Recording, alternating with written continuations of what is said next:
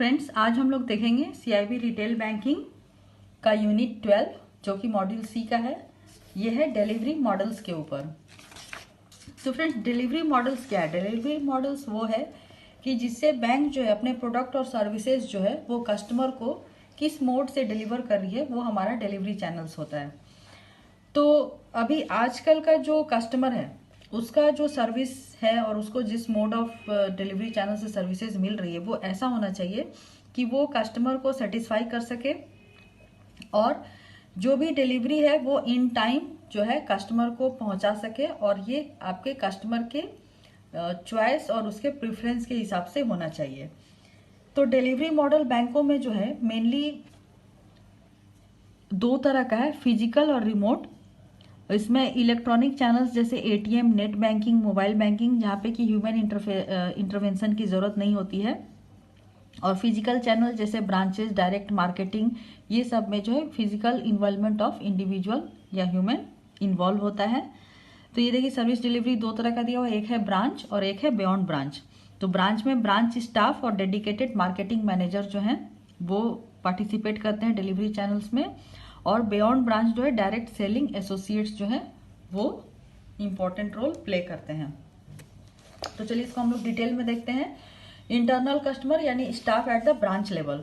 तो जो भी स्टाफ मेंबर होते हैं ब्रांच लेवल पे वो एंड टू एंड सर्विस जो है डिलीवर करते हैं कस्टमर को। तो स्टाफ मेंबर को ये एम करना चाहिए कि उनका जो अप्रोच है कस्टमर को डिलीवर करने का सर्विसेज का, वो इफेक्टिव होना चाहिए। सेमी अर्बन और रूरल ब्रांचेज में जहाँ पे कि रिटेल कस्टमर जो है ज़्यादा लॉयल होते हैं इस तरीके के रिलेशनशिप के लिए जो कि बैंकों के साथ होता है, तो कोई भी स्टाफ जो है अपना सर्विस इफिशियंटली कैसे डिलीवर कर सकता है किसी भी कस्टमर को। तो उसके लिए सबसे पहले कस्टमर को अंडरस्टैंड करना जरूरी है कि उनका इनकम लेवल क्या है, उनका फाइनेंशियल प्रोफाइल क्या है, उनके नीड क्या है, उनके रिक्वायरमेंट क्या है। उसके बाद कस्टमर को राइट प्रोडक्ट जो है वो क्रॉस सेल करना जो कि उनके रिक्वायरमेंट से मैच करता हो।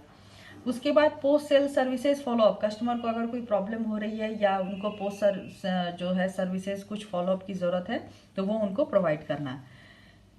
बहुत इंपॉर्टेंट पॉइंट है फ्रेंड, ये है कस्टमर इम्पैथी। ये एग्जाम में बहुत पूछता है। तो कस्टमर इम्पैथी जो है that is putting your self in the shoes of the customer and looking the service level from customers perspective, यानी कि आपको एज अ कस्टमर के पॉइंट ऑफ व्यू से उसके प्रॉब्लम को समझना और उसको सर्विस प्रोवाइड करना, रिजोल्यूशन प्रोवाइड करना, ये आपका कस्टमर इम्पैथी है। उसके बाद है सबसे इंपॉर्टेंट चीज है प्रोडक्ट नॉलेज, यानी कि अगर आपको प्रोडक्ट के बारे में सही से नॉलेज नहीं है तो आप कस्टमर को सही प्रोडक्ट जो है वो सेल नहीं कर पाएंगे। तो for the right selling and better product and service delivery product knowledge is very important. सबसे लास्ट है एटीट्यूड, यानी कि आप जब कस्टमर सर्विस कर रहे हैं तो आपका एटीट्यूड जो है वो किस तरीके का है और आप कस्टमर को किस तरीके से जो है सर्विस और ट्रांजेक्शन जो है वो डिलीवर कर रहे हैं। अभी नेक्स्ट जो है डिलीवरी चैनल वो है डेडिकेटेड मार्केटिंग मैनेजर्स।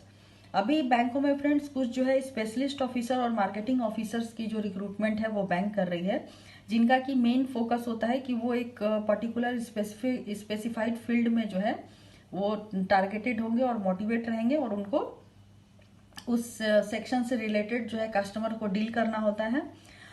ये स्पेशलाइज्ड मार्केटिंग मैनेजर होते हैं जो कि एमबीए इन मार्केटिंग होते हैं और ये यंग एंड एनर्जेटिक होते हैं, और इनको कैंपस सिलेक्शन के थ्रू, मैनेजमेंट स्कूल्स के थ्रू बैंक जो है रिक्रूट करती है।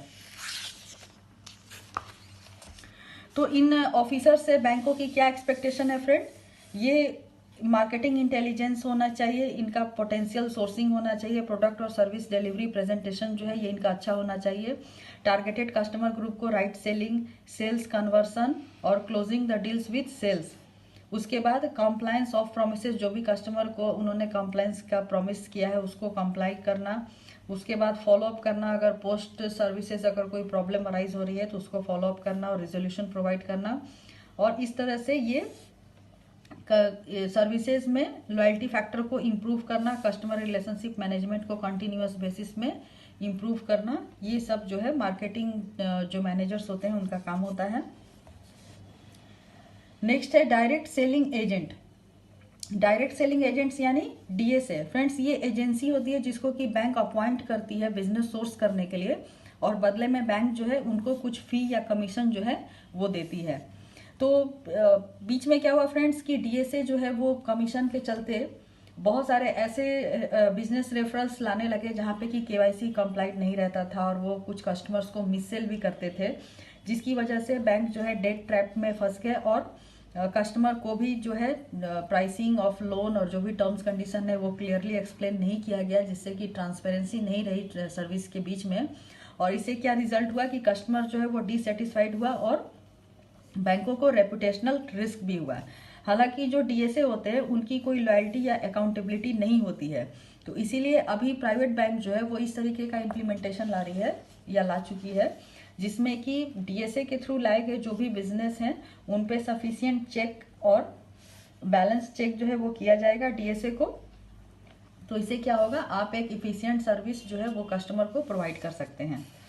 अभी नेक्स्ट जो है tie up with institutions, OEMs, dealers, ETC, यानी कि कुछ ऐसे टाई अप जो कि एजेंसी के साथ जो कि डिफरेंट टाइप ऑफ लोन्स जो है बैंकों को प्रोवाइड करते हैं। तो वो कौन कौन है? सबसे पहला जो टाई अप है फ्रेंड्स वो बिल्डर्स के साथ टाई अप, जिसमें कि आपका होम लोन जो है वो काफ़ी एक्सटेंड होता है, और यहाँ पे क्या है बैंक जो है बोरोवर को स्पेशल ऑफर देती है, जिसमें कि waiver of processing charges, documentation charges, mortgage charges, ये सारे जो है दिए जाते हैं।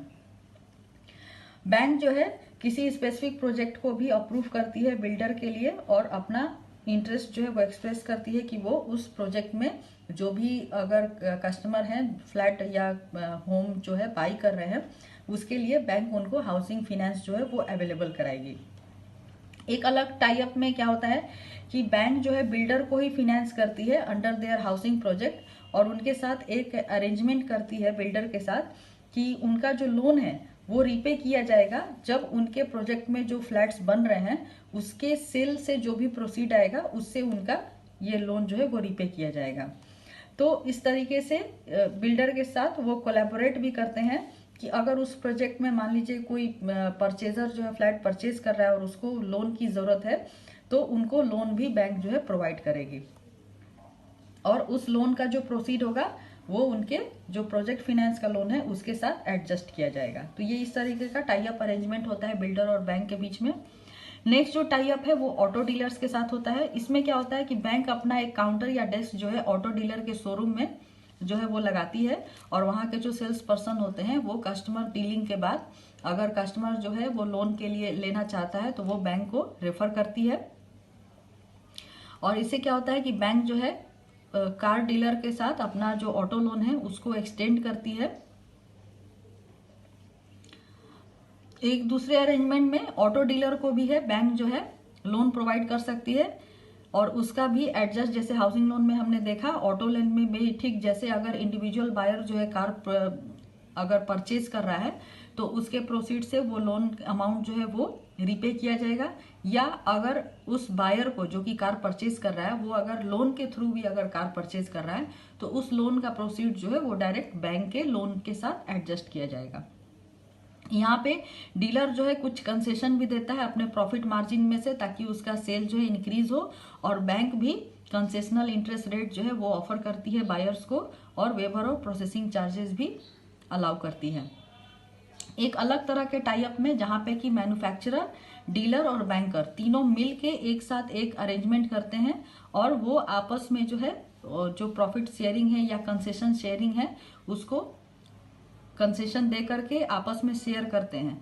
तो ये एक तरह से विन विन सिचुएशन होता है मैन्युफैक्चरर, डीलर और बैंक तीनों के लिए।